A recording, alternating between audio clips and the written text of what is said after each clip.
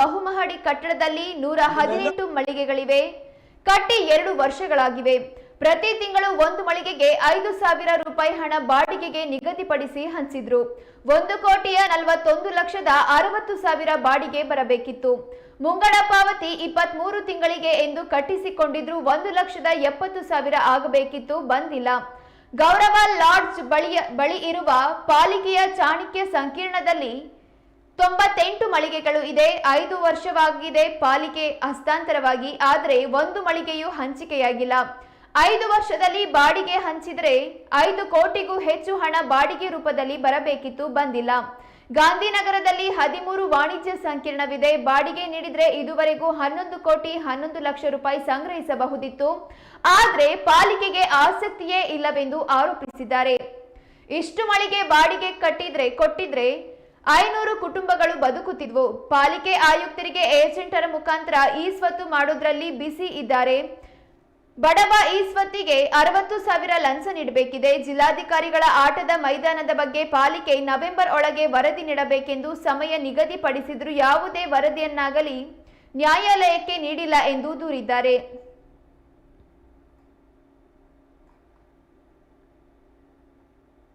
ಕೂಡ ಗಮನಿಸಿ ರಾಷ್ಟ್ರಭಕ್ತ ಬಳಗದಿಂದ ನಾವೊಂದು ತೀರ್ಮಾನ ಮಾಡಿದ್ದೀವಿ. ಇನ್ನು 15-20 ದಿನಗಳ ಒಳಗೆ ಶಿವಮೊಗ್ಗ ನಗರ ಪಾಲಿಕೆಯ ಪ್ರತಿಯೊಂದು ವಾರ್ಡಲ್ಲೂ ಕೂಡ ರಾಷ್ಟ್ರಭಕ್ತ ಬಳಗದ 20 ಸದಸ್ಯರ ತಂಡ ನಾವು ಎಲ್ಲಾ ವಾರ್ಡಲ್ಲೂ ಕೂಡ ನಾವು ಸಂಚಾರ ಮಾಡ್ತೀವಿ. ಅಧಿಕಾರಿಗಳನ್ನು ಕೂಡ ಕರಿತೀವಿ.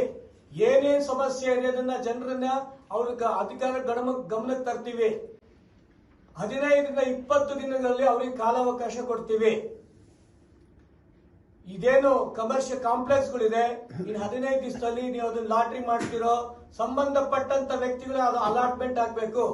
ಅಲಾಟ್ಮೆಂಟ್ ಆಗಿಲ್ಲ ಅಂತ ಆಯ್ತು ಅಂದ್ರೆ ಜನವರಿ 2ನೇ ತಾರೀಕು ಮಹಾನಗರ ಪಾಲಿಕೆ ಮುತ್ತಿಗೆ ರಾಷ್ಟ್ರಭಕ್ತ ಬಳಗದಿಂದ ನಾವು ಆಗ್ತೀವಿ.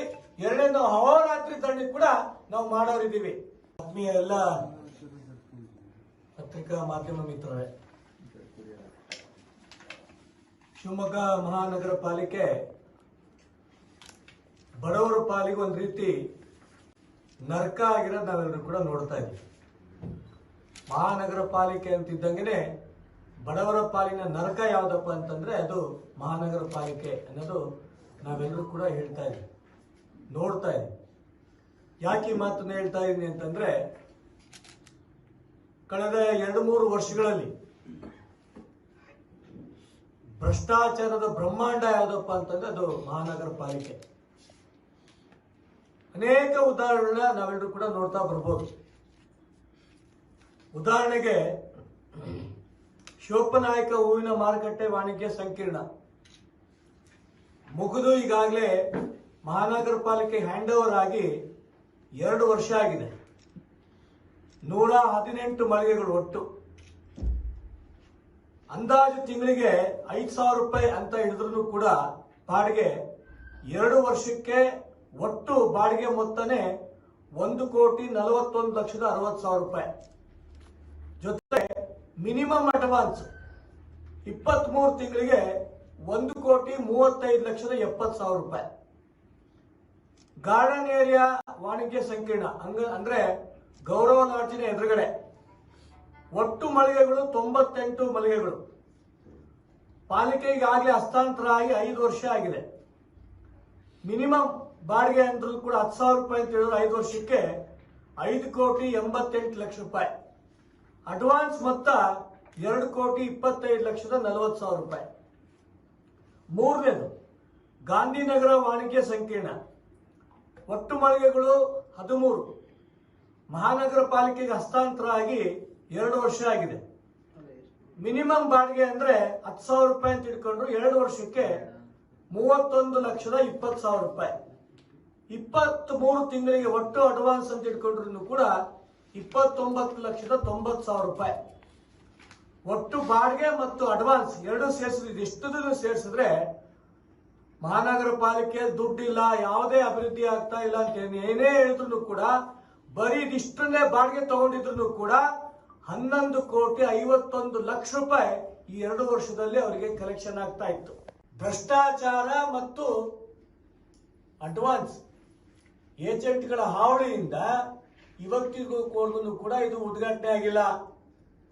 ನೀವು ಲಾಟ್ರಿ ಮುಖಾಂತರ ಎತ್ತುತ್ತೀರೋ ಯಾವ ಮುಖಾಂತರ ಎತ್ತುತ್ತಾರೋ ಗೊತ್ತಿಲ್ಲ. ಇದಿಷ್ಟು ಮಳಿಗೆಗಳು ನೀವು ಯಾರಿಗಾರು ಬಾಡಿಗೆ ಕೊಟ್ಟಿದ್ರೆ 500 ಕುಟುಂಬಗಳು ಇವತ್ತು ಮಹಾನಗರ ಪಾಲಿಕೆ ಸೆಳ್ಕೊಂಡು ಒಂದು ತುತ್ತು ಅನ್ನ ತಿಂತಾ ಇತ್ತು. ಏನಕ್ಕೋಸ್ಕರ ಮಾಡಿಲ್ಲ? ಶಿವಪ್ರನಾಯಕ ಹೂವಿನ ಮಾರುಕಟ್ಟೆ ವಾಣಿಜ್ಯ ಮಂಡಳಿ ಮಾನ್ಯ ಪ್ರಧಾನಮಂತ್ರಿ ಆಗಳಂತ ನರೇಂದ್ರ ಮೋದಿ ಅವರು 2023 ಇಸ್ವಿಯಲ್ಲಿ ಅದನ್ನು ಉದ್ಘಾಟನೆ ಮಾಡಿದ್ರು. ಅದಾದ ನಂತರ ಮಾನ್ಯ ಮಧು ಬಂಗಾರಪ್ಪನವರು ಕೂಡ ಒಂದು ಬಾರಿ ಅದನ್ನು ಉದ್ಘಾಟನೆ ಮಾಡಿದ್ರು. ಯಾಕೆ ಮಹಾನಗರ ಪಾಲಿಕೆ ಕಮಿಷನರ್ಗೆ ಇದು ಕಾಣ್ತಾ ಇಲ್ವಾ? ಆಗ್ಲೇ ಜಿಲ್ಲಾಧಿಕಾರಿಗಳ ಕಚೇರಿ ಎದುರುಗಡೆ ಆ ಒಂದು ಆಟದ ಮೈದಾನ ಆಗಿ ಉಳಿಬೇಕು ಅಂತ ರಾಷ್ಟ್ರಭಕ್ತರ ಬಳಗದಿಂದ ನಾವು ಅನೇಕ ಹೋರಾಟಗಳನ್ನ ನಾವು ಮಾಡ್ಕೊಳ್ತಾ ಬಂದ್ವಿ. ಹೋರಾಟಗಳು ಮಾಡ್ಕೊಳ್ತಾ ಬಂದು ಅದು ಬೇಕಾದಂತ ಎಲ್ಲ ದಾಖಲಾತಿಗಳು ಕೂಡ ನಾವು ಮಹಾನಗರ ಪಾಲಿಕೆ ಕಮಿಷನರ್ ಕೈಲಿ ಕೂಡ ಕೊಟ್ವಿ. ಮಾನ್ಯ ಉಚ್ಚ ನ್ಯಾಯಾಲಯ 17/7/2025 ಇಸ್ವಿ ಒಳಗಡೆನೆ ವರದಿ ಕೊಡಬೇಕು ಅಂತ ಈಗಾಗಲೇ ಅವ್ರಿಗೆ ಸೂಚನೆ ಮಾಡಿದೆ. ಇವತ್ತಿನವರೆಗೂ ಕೂಡ ಯಾವುದೇ ತೀರ್ಮಾನ ಆಗಿಲ್ಲ, ಯಾವುದೇ ವರದಿನೂ ಕೂಡ ಮಹಾನಗರ ಪಾಲಿಕೆಯಿಂದ ಉಚ್ಚ ನ್ಯಾಯಾಲಯಕ್ಕೆ ಹೋಗಿಲ್ಲ. ಆಶ್ರಯ ಬಡಾವಣೆ ಅಂತಿದ್ದಂಗೆನೆ ನಮಗೆಲ್ಲರೂ ಕೂಡ ಸಾಮಾನ್ಯ ಮಹಿಳೆಯರು ತಾಳಿನ ಮಾರ್ಬಿಟ್ಟು ಆ ಒಂದು ಮುಂಗಡ ಕಟ್ಟಿದ್ದಾರೆ. 80,000 ರೂಪಾಯಿ ಕಟ್ಟಿದ್ದಾರೆ. ಜಿಲ್ಲಾ ಉಸ್ತುವಾರಿಗಳು ಸಚಿವರು ಹೋದ್ರು, ಜಮೀರ್ ಅಹಮದ್ ವಸತಿ ಸಚಿವರು ಹೋದ್ರು. ಇನ್ನ ಕೇವಲ 1 ತಿಂಗಳಲ್ಲಿ 2 ತಿಂಗಳಲ್ಲಿ ಮನೆಗಳನ್ನ ನಾವು ಬಡವರಿಗೆ ನಾವು ಹಂಚ್ತೀವಿ ಅಂತಂದ್ರು, ಭರವಸೆಗಳನ್ನೆಲ್ಲ ಕೊಟ್ರು. ಈ ಕ್ಷಣದವರೆಗೂ ಕೂಡ ಯಾವುದೇ ಒಂದೇ ಒಂದು ಅಲ್ಲಿ ಮನೆಗಳು ಕೊಟ್ಟಿಲ್ಲ. ಸಚಿವರು ಇರ್ಬೋದು, ಮತ್ತೆ ವಸತಿ ಸಚಿವರು ಇರ್ಬೋದು, ಯಾವುದೂ ಕೂಡ ಈ ಕ್ಷಣಕ್ಕೂ ಕೂಡ ಒಂದೇ ಒಂದು ಮನೆ ಅಲಾಟ್ ಆಗಿಲ್ಲ.